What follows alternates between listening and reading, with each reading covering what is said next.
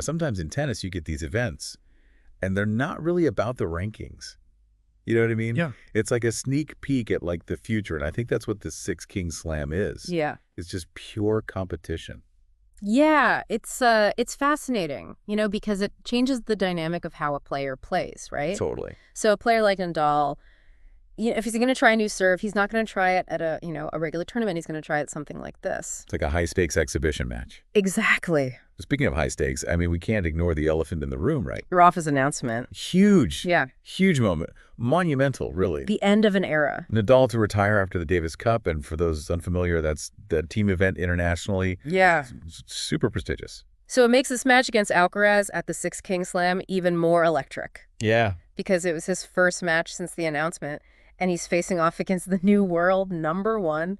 I mean, what a storyline. And you could see it in the match. It wasn't just another match for them, Oh, absolutely. These two have so much respect for each other, being from Spain and Nadal, after the straight sets loss, he just beamed at Alcaraz. Yeah. It was like too good. He called him an animal on the court, but he said it with a smile. Yeah, he was impressed. Like he was impressed.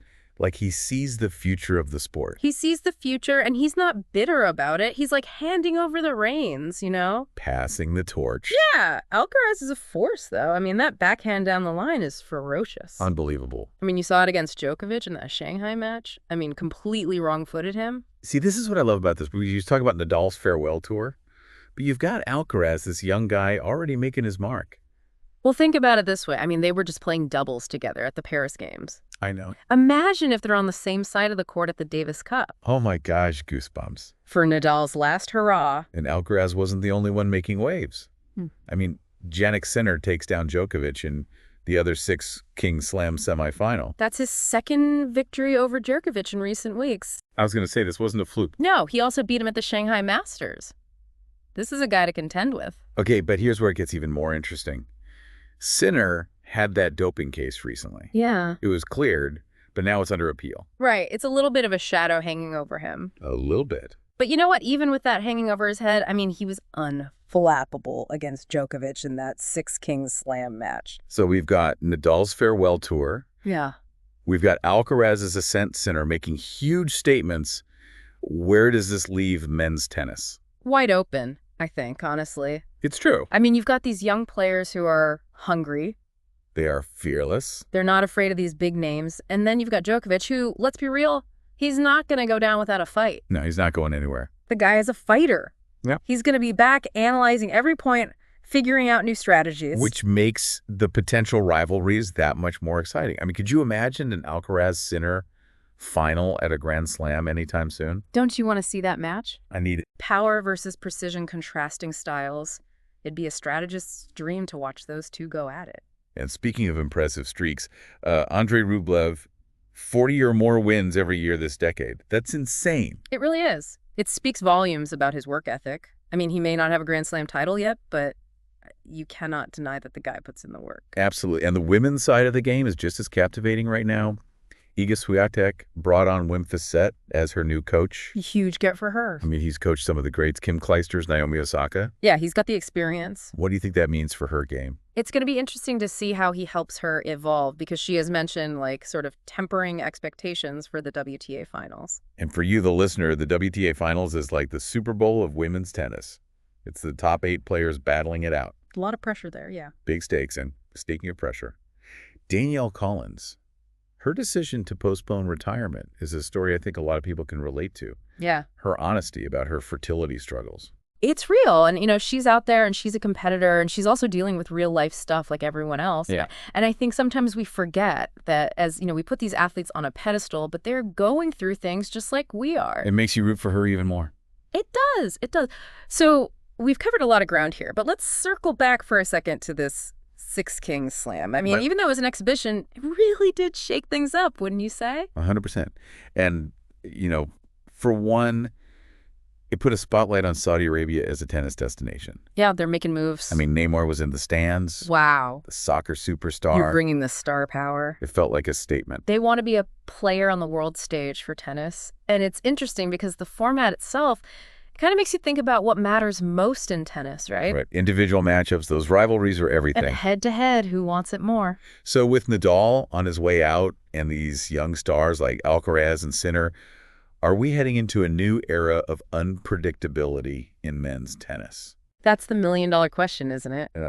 Can anyone dominate the men's game the way we've seen in the past, or is the field just too deep now? Feels wide open. Yeah, and you know what? Sometimes the most exciting times in sports is when you don't have that one dominant force, because then you have the rivalries, you have the back and forth, you have upsets. It keeps everybody on their toes. It keeps it exciting, that's for sure. For the fans and the players alike. It makes you wonder, like, who is going to be that next big name to really, grab a hold and take that mantle. Right. Is there somebody we haven't even heard of yet? Exactly. And that's what makes this such a great time to be a tennis fan. You really don't know what's going to happen next. Exactly. And I think that's a good place to wrap up this deep dive into the world of tennis. Buckle up, because I think it's going to be a wild ride. I love it. A new era is dawning. And as for Nadal, what a way to say goodbye. He's a champion on and off the court, and that legacy is cemented no matter what happens at the Davis Cup. One last time. He's going to leave it all out there. That's Rafael Nadal. That's our Rafa. And to our listeners, as you watch these stories unfold over the coming months, just remember, enjoy the ride. Pay attention to those rising stars, the unexpected wins, the rivalries that are brewing. You might just witness history in the making. And that's a wrap on this deep dive. Yeah. I mean, you've got these young players, hungry and fearless, going up against legends like Djokovic, who, let's be honest, is not going to hand over the throne easily. Exactly. Djokovic might be taking a few losses lately, but you can bet he's analyzing every point, coming up with new strategies. Oh, yeah. The guy's a fighter. Which makes these potential rivalries even more exciting. Could we see an Alcaraz-Sinner final at a Grand Slam soon? Don't you want to see that match? Oh, gosh, yes. The power versus precision, the contrasting styles. It'd be a strategist's dream to watch. And speaking of impressive streaks, Andrei Rublev's consistency is something else, isn't it? 40 or more wins every year this decade. It really is insane. That's wild. Yeah, it speaks volumes about his work ethic. He might not have a Grand Slam title yet, but you can't deny his dedication. Absolutely. And the women's side of the game is just as captivating right now. Oh, totally. Iga Swiatek, the world #1, just brought on Wim Fissette as her new coach. That's kind of a big deal.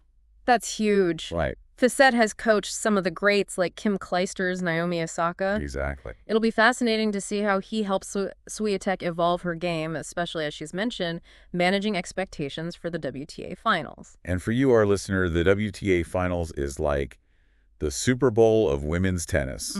The top 8 players battling it out for the championship title. Big stakes, tons of pressure. Yeah. But if there's anyone who can handle it, it's Swiatek. Yeah. And, speaking of pressure, Danielle Collins' decision to postpone retirement is a story I think a lot of people can relate to. Absolutely. Her honesty about her fertility struggles. It takes so much courage to be open about those kinds of personal challenges. Especially when you're in the spotlight like that. Right, and I think it's so important, especially for athletes who often feel the pressure to present this image of, invincibility. Yeah. Yeah, they're superhuman. Exactly. And Collins reminding everyone that she's human, that she's grappling with real-life stuff just like the rest of us. It's inspiring. It is. It makes you root for her even more, doesn't it? Absolutely. So we've covered a lot of ground here, but let's circle back for a second to this Six Kings Slam. Yeah. I mean, even though it was an exhibition, it really did shake things up, wouldn't you say? 100%. I mean, for one, it put a spotlight on Saudi Arabia as a tennis destination. Yeah, they're making moves. They are. They had Neymar in the stands. Wow. The soccer superstar. It felt like a statement. It did. They want to be a player on the world stage for tennis, and it's interesting because the format itself, it kind of makes you think about what matters most in tennis, right? Right. Individual matchups, those rivalries are everything. Head-to-head, who wants it more? So with Nadal on his way out and these young stars like Alcaraz and Sinner, are we heading into a new era of unpredictability in men's tennis? That's the million-dollar question, isn't it? I don't know. It feels wide open. Yeah. And you know what? Sometimes the most exciting times in sports is when you don't have that one dominant force, because then you have the rivalries, you have the back and forth, you have upsets. It keeps everybody on their toes. Makes it exciting. For the fans and the players alike. That's what makes it fun to watch. Yeah. It really does feel like we're on the edge of something new and different in men's tennis, like We're just waiting for somebody to kind of break through. And sometimes those are the best eras in sports, when you don't have that one dominant force. It's like anything can happen. The rivalries, the upsets. Exactly. Keeps everybody guessing. That's what makes it so fun to watch as a fan. Totally. So as we kind of wrap up this deep dive, I mean, what a wild ride it's been in the tennis world. What a ride. And I think if you're a tennis fan right now, buckle up, because I don't think it's slowing down anytime soon. You're kidding. And as for Nadal, I mean, what a way to say goodbye to the sport. An absolute legend. His legacy is already cemented no matter what happens at the Davis Cup. But he's going to go out there and give it his all one last time. That's Rafael Nadal. That's Rafa. And on that note, we'll wrap up this deep dive into the world of tennis. Thanks for joining us.